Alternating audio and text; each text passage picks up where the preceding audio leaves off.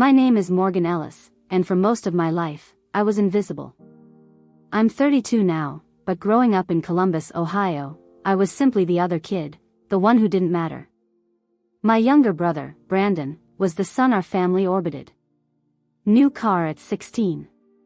University tuition paid without a second thought. Every half-baked idea of his met with applause. Meanwhile, I waitressed weekends, tutored classmates after school, and quietly put myself through a state university studying software engineering. Nobody noticed. Nobody asked. My mother, Patricia, had a favorite phrase: "Why can't you be more like your brother?"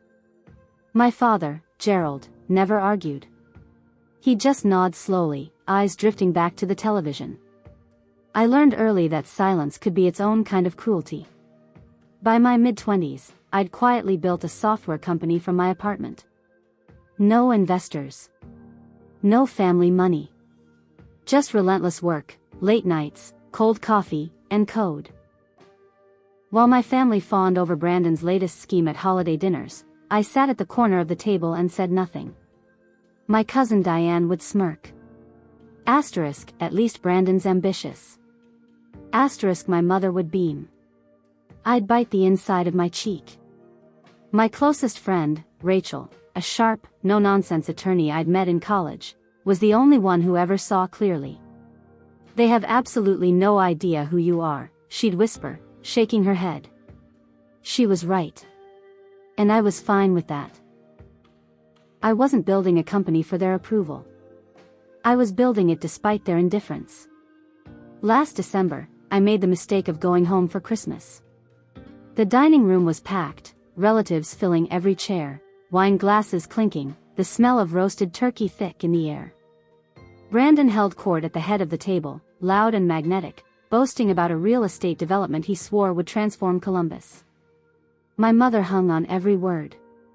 "That's my boy." Cousin Diane nodded like a dashboard ornament. I picked at my food. Said nothing. Same as always. Then my mother turned to me, smile gone, voice sharp. "Morgan, are you still doing that computer stuff?" Diane snickered. Brandon leaned back, smirking. Something inside me snapped, quietly, but completely. I set my fork down. Looked my mother straight in the eye. "Actually, Mom, my company is valued at $28 million. The room froze. Gerald's fork stopped midair. Diane's jaw unhinged. Brandon's face didn't just fall, it curdled. He stood up slowly, chair scraping the hardwood. "That's a lie." His voice shook the glasses. "You've never done anything big in your life." My mother stood with him. "How could you possibly have that kind of money? You're just, you." I didn't flinch. "I built it. Every cent." Brandon slammed his hand on the table. Plates rattled. He accused me of lying, of cheating, of making things up to humiliate him. My mother pointed at me like I'd committed a crime by succeeding. Gerald stared at his plate and said absolutely nothing. I sat through it all, calm as winter ice. Then I quietly excused myself, drove home, and didn't sleep. The text started the next morning. "My mother, Courtney, we need to talk. Your brother needs support. It's family." She'd switched to Brandon's name in her messaging as though she could recast us both mid-story. Brandon. "Sis, my real estate project is a game changer. You're in, right? We're family. Every day. New messages. New pressure. A coordinated campaign wrapped in the language of love." I ignored them, until Rachel called me in a panic. An investor named Daniel Park had emailed her firm. He'd received a prospectus for a company called Ellis Development Group listing me as a primary financial backer. My name. My company's reputation. Used without a single word to me. "Send me everything," Rachel said. I didn't need to be asked twice. What she found was methodical and damning. Brandon had registered the company in Ohio. Diane was listed as co-founder.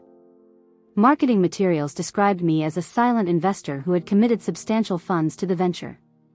There were contracts, with forged signatures, sent to multiple investors across the city. And buried in an email chain between Brandon and Daniel Park was this line: "My sister is fully committed. She believes in this project completely." A lie. Built on my name. Rachel kept digging. She found a text thread, forwarded by a contact at Daniel's firm, between Brandon and Gerald. My father had written, "This doesn't feel right, Brandon. Tell Morgan." Brandon's reply, "She'll never know, Dad.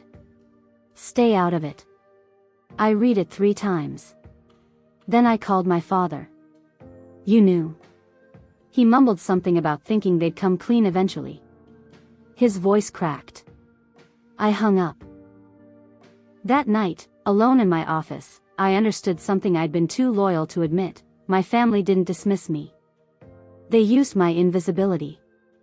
They counted on me to stay quiet, stay small, stay out of the way.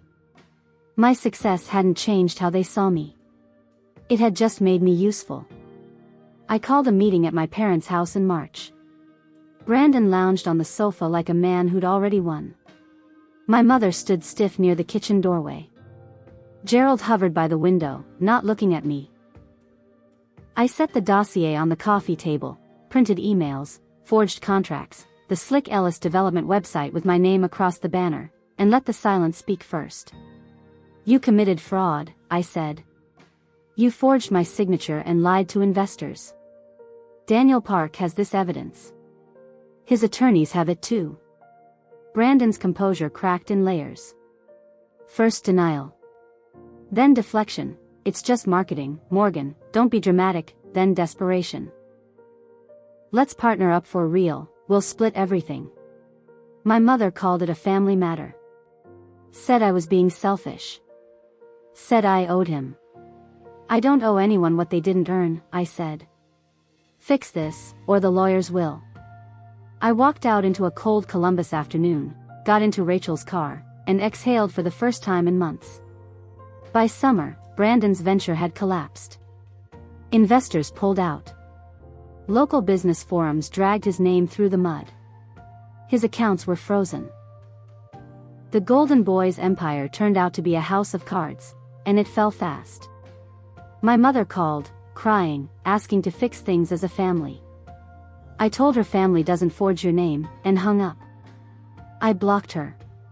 Blocked Brandon. Blocked Gerald's number too, after listening to his voicemail apology twice, waiting for something that felt real, and finding only exhaustion. My phone went quiet. My company didn't. We landed a major contract with a firm in Cincinnati, launched a new product platform, and grew our team by 30%. Every milestone felt clean, earned, uncontested, mine. Now I stand in my downtown Columbus apartment, watching the city lights blur through rain-streaked glass. I used to believe family loyalty meant enduring anything. I don't anymore. Loyalty without respect is just control wearing a softer mask.